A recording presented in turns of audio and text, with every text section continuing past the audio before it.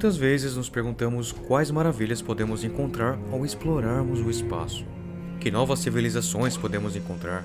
Que novos mundos descobriremos e que mistérios cósmicos poderíamos desvendar? Mas como seria a galáxia se a humanidade a explorar e a colonizar, mas nunca encontrar mais ninguém lá fora? Hoje nosso tópico é o futuro da galáxia, e se a humanidade realmente for a primeira civilização tecnológica a surgir nela, algo que abordamos brevemente no vídeo O Mistério da Solidão Terrestre. Porém agora vamos destrinchar este assunto, com a humanidade explorando e colonizando a galáxia, ao mesmo tempo que contemplamos soluções ao paradoxo de Fermi. E se por outro lado encontrarmos alguém lá fora, o que vem depois? Que desafios uma civilização galáctica enfrentaria?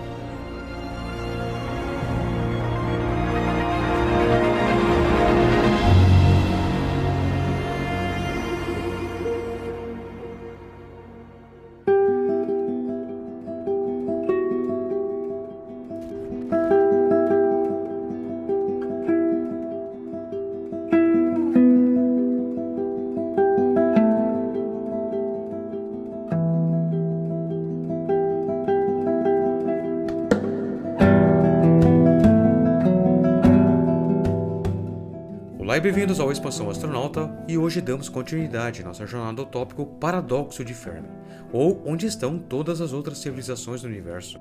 No entanto, nosso tema principal para este vídeo não é bem o paradoxo em si, mas a expansão da humanidade em nossa própria galáxia Via Láctea. E se a humanidade for realmente a primeira civilização na galáxia? Essa é uma das soluções ao paradoxo, porém, quais seriam as suas implicações? E se este for o caso, e raciocinando aqui, hoje, com nossa atual tecnologia, já pensamos em colonizar Marte. Imagine daqui a 1000 ou 2000 anos como será. Existe a possibilidade de construirmos um império galáctico, ou seja, uma civilização galáctica. Algo que nenhum filme de ficção científica jamais conseguiu abordar por sua extrema complexidade e ramificações. Mas imagine como seria uma civilização que abrange toda uma galáxia, como a Via Láctea. Digamos que nós humanos somos os primeiros e nos expandimos na galáxia a este nível. O que acontece se durante esse processo encontrarmos outras formas de vida ou civilizações de nível tecnológico muito inferiores? Essa é a parte 1, logo vem a parte 2, então pegue alguma coisa para beber e um lanche e vamos ao que interessa.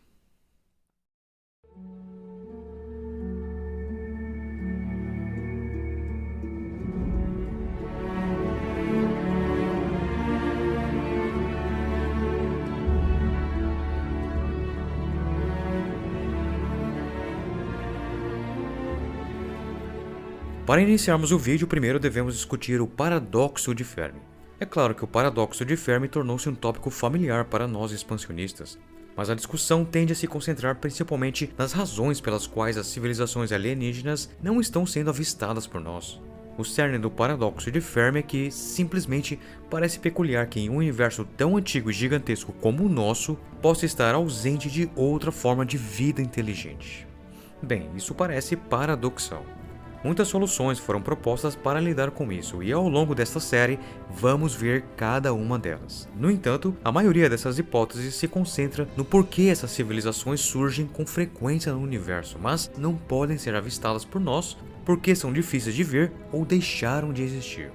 Mas há uma alternativa simples já levantada por Carl Sagan, de que somos a primeira civilização tecnológica a surgir em nossa região do universo. Então, este será o nosso foco de hoje. Não tanto o raciocínio por detrás dessa solução, mas quais poderiam ser suas consequências. Como seria uma galáxia no futuro se a humanidade fosse a primeira civilização a surgir, se expandindo, colonizando todo lugar e talvez além, espalhando a semente da vida pela galáxia. Particularmente, a noção de que podemos encontrar outras civilizações alienígenas que surgiram durante esse período de expansão. Da perspectiva do paradoxo de Fermi, esse tipo de cenário é possível sob o que é geralmente conhecido como a hipótese da Terra rara. A noção básica de que, embora existam bilhões de galáxias, cada uma hospedando bilhões de estrelas, resultando em bilhões e bilhões de planetas, as condições para o surgimento da vida nelas são extremamente raras. Isso geralmente é dividido na ideia de que a vida como a conhecemos pode ser ultra rara, que o caminho evolucionário para a inteligência e tecnologia pode ser ultra raro, ou que tais civilizações sobrevivendo para explorar e colonizar o universo é ultra raro. Mas nenhuma delas é exclusiva. Por exemplo, pode ser que o surgimento da vida aconteça em talvez apenas um em 1 milhão de planetas, deixando milhões de planetas solitários em nossa galáxia, não habitados ou que poderiam ser em algum momento, mas não são mais. Pensamos assim sobre Marte. Ainda assim, talvez o caminho evolucionário para a alta inteligência seja tão incomum, mas tão incomum, que apenas um em 1 milhão de planetas conseguiu até agora. Afinal de contas, em nossa própria amostragem, os dinossauros viveram por milhões de anos aqui na Terra sem muita inteligência, demorando cerca de 3,5 bilhões de anos desde o surgimento da primeira vida multicelular até a chegada dos primeiros humanos. A estabilidade do Sol em um sistema solar é um fator importante a ser considerado quando se procura por planetas habitáveis. Uma estrela instável, por exemplo, pode apresentar variações extremas em sua temperatura e afetar a habitabilidade de um planeta. Isso pode fazer com que a zona habitável do sistema solar se desloque ou para longe ou para mais perto, fazendo com que os planetas que antes estavam dentro da zona habitável se tornem ou muito quentes e secos, fervendo seus oceanos e retirando sua atmosfera, ou muito frios e inabitáveis, congelando-os com uma bola de gelo. O universo pode parecer velho, com quase 14 bilhões de anos, mas na real mal entrou na era estelar, período em que há uma grande atividade no universo, como a formação de estrelas, planetas e galáxias.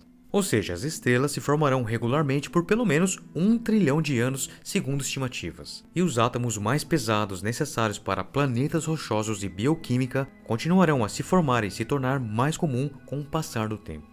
Então raciocinamos, se apenas 1 em 1 milhão de planetas já hospedou a vida, e apenas 1 em 1 milhão a viu alcançar uma inteligência superior, e apenas 1 em 1 milhão não se autodestruiu, então esses três fatores combinados tornariam improvável que qualquer outra civilização tecnológica além da nossa ainda exista em nossa própria galáxia Via Láctea.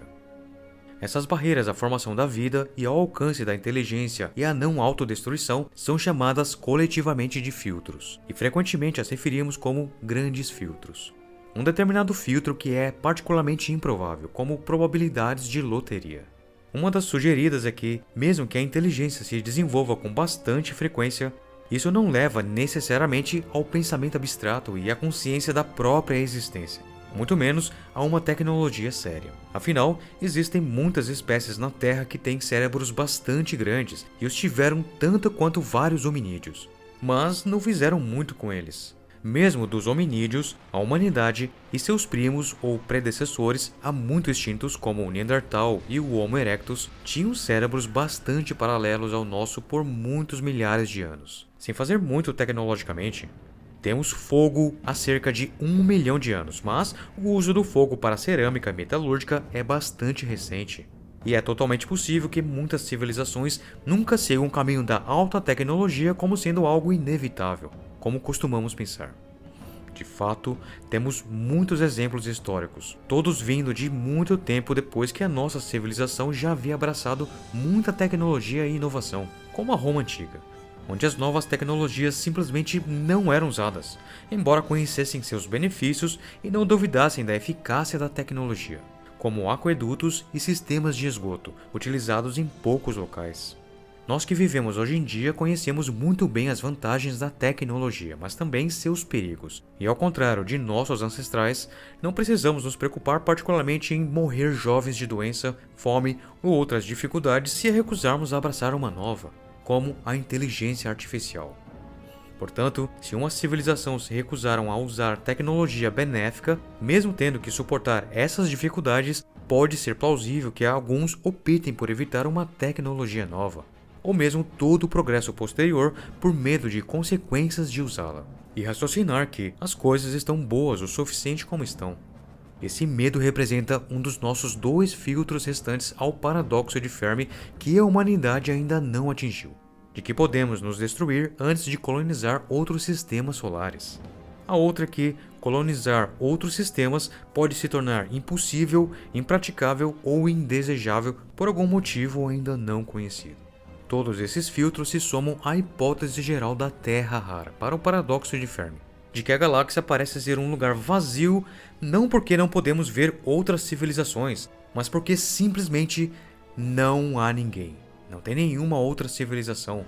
Ou o punhado que existe ainda estão presos em seu mundo natal, ou mesmo perto o suficiente para deixar alguma pegada óbvia para detectarmos.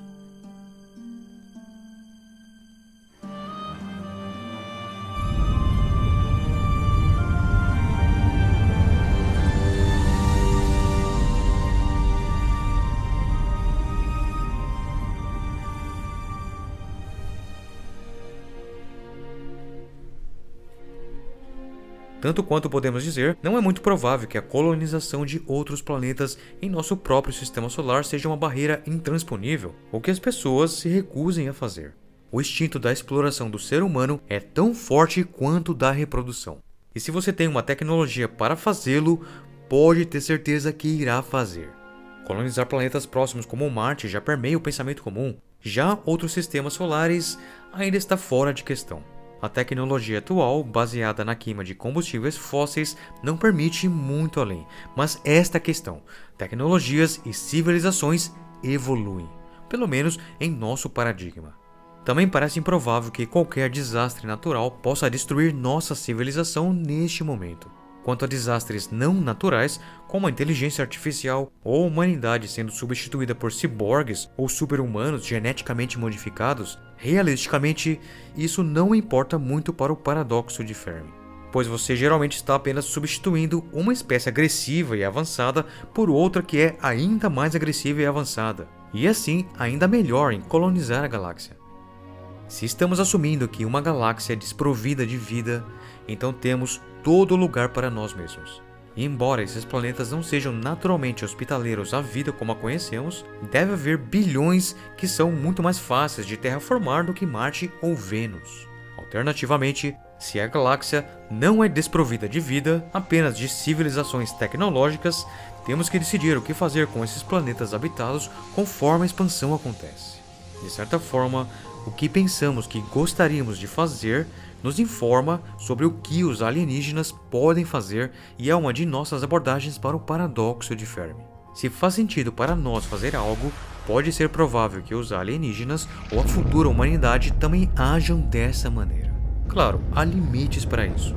Uma mente alienígena provavelmente demonstrará um comportamento alienígena.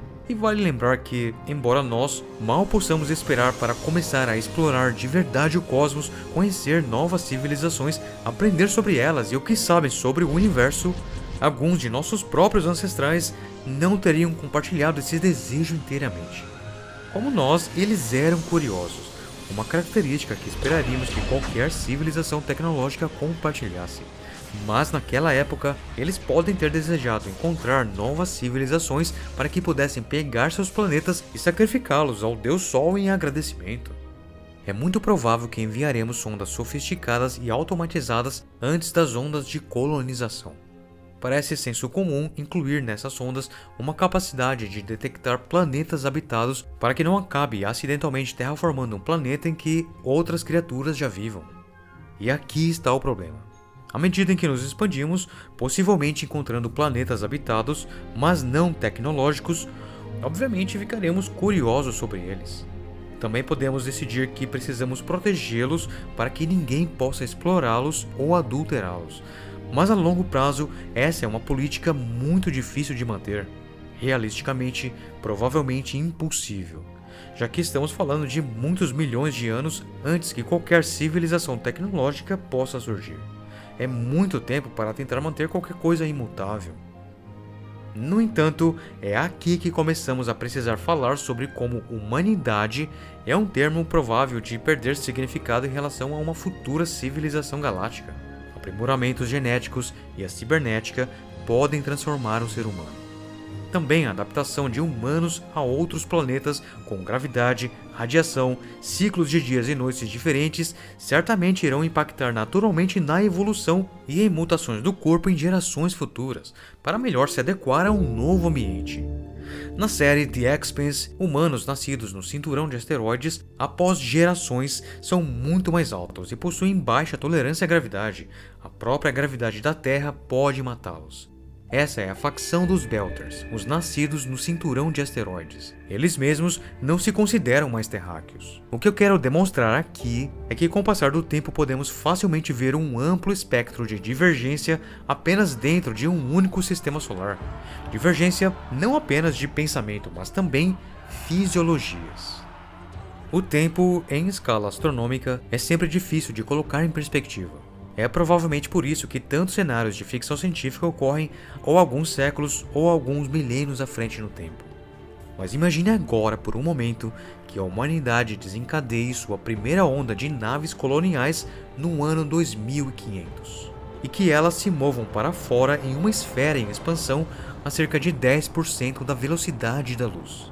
Quando você está indo tão devagar, não ignora nenhum sistema que seja razoavelmente hospitaleiro em busca de mundos parecidos com o nosso.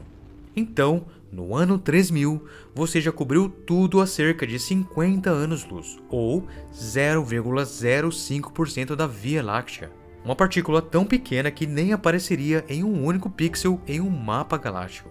E no entanto, existem cerca de 2.000 estrelas neste volume. O suficiente para criar um império já superando a maioria dos impérios interestelares que vemos na ficção científica como Star Wars. E isso assumindo que eles estão apenas colonizando planetas, não construindo vários habitats espaciais que esperaríamos ver neste ponto. Por volta do ano de 3500 d.C., eles estão a 100 anos-luz e algo como 16.000 estrelas. Por volta de 4000 d.C., eles estão a 150 anos-luz de distância. Uma esfera agora grande o suficiente para ser um pixel ou dois em um mapa galáctico e contendo mais de 50.000 estrelas. Esses humanos do futuro estão agora várias vezes mais à frente do que nós, quanto nós estamos hoje do início do Império Romano. Imagine agora por um instante como seria administrar e controlar uma civilização desta magnitude. Lembrando que esta ainda não é considerada uma civilização galáctica. Neste ponto, imaginamos que a maioria dos humanos provavelmente ainda vivam em torno de nossa estrela original e o planeta Terra onde tudo começou, apesar de terem 50.000 outras estrelas para chamar de lar. É muito mais fácil construir habitats artificiais ao redor de sua própria estrela do que colonizar mundos ao redor de outras estrelas. E esses habitats poderiam facilmente abrigar trilhões de pessoas, simplesmente tendo uma população que dobra a cada século. E tocando neste ponto, a humanidade quadruplicou no século XX, atingindo 6 bilhões pouco antes do fim do milênio, e hoje somos 33% maior do que 22 anos atrás, para 8 bilhões em 2022. Mas, no ano 5000 d.C., podemos ter alcançado até 4 trilhões de pessoas na galáxia, enquanto na vanguarda da colonização eles teriam atingido 250 anos-luz. Ainda um pontinho minúsculo no mapa galáctico, mas contendo 1/4 de milhão de estrelas.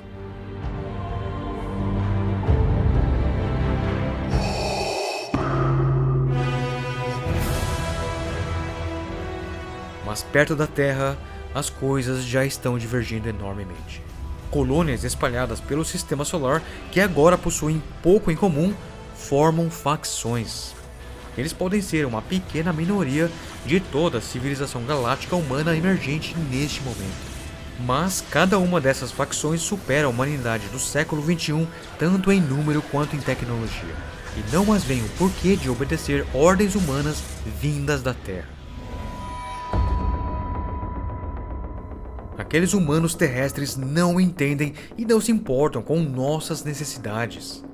Não se importam com nosso povo, se passamos fome ou não. Mas eu me importo. E assim nasce um líder político que pode provocar uma guerra galáctica no futuro.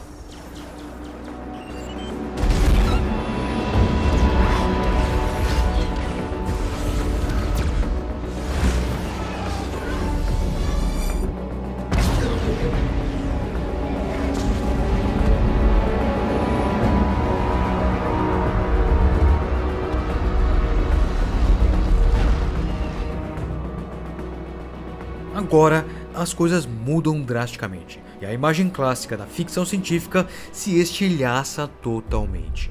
Em 5000 d.C., o nosso sistema solar finalmente atingiu o seu limite máximo de população. E as primeiras colônias provavelmente não querem mais o status de colônias, mas sim de civilizações independentes e autônomas.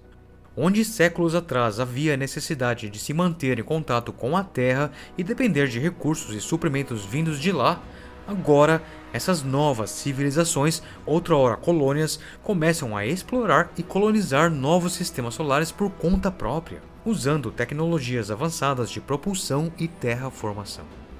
À medida que mais sistemas solares são colonizados, essas novas civilizações começam a interagir entre si independente da Terra, compartilhando ideias, tecnologias e recursos. Uma rede de civilizações interconectadas se forma, criando uma verdadeira galáxia de vida, cultura, diversidade e complexidade cada vez maiores do que se poderia imaginar. Mas, apesar dessa interconexão, as civilizações humanas continuam a divergir em suas filosofias, crenças e modos de vida. Algumas podem optar por se tornar puramente cibernéticas, abandonando completamente seus corpos físicos, enquanto outras podem se concentrar em formas de vida biológica avançada, aprimorando a genética e a capacidade de adaptação a ambientes hostis. Ou seja, cada vez mais, cada polo de civilização humana começa a diferenciar de sua origem. Ainda estamos nos primeiros dias da colonização. Não terminamos nem 1% da linha do tempo para colonizar a galáxia, e não temos nem 1% das pessoas vivendo fora de nosso sistema solar nativo.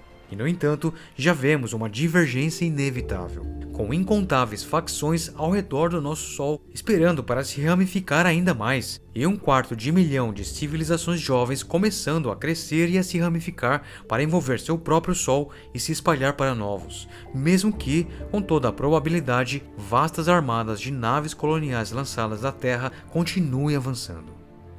E neste ponto, você ainda não é nada parecido com uma civilização galáctica, e já enfrenta uma enorme divergência que qualquer conceito como uma civilização unificada é quase impossível. E no entanto, apenas começamos a explorar os cenários e desafios para uma humanidade que abrange toda a galáxia. Na parte 2 continuamos essa história.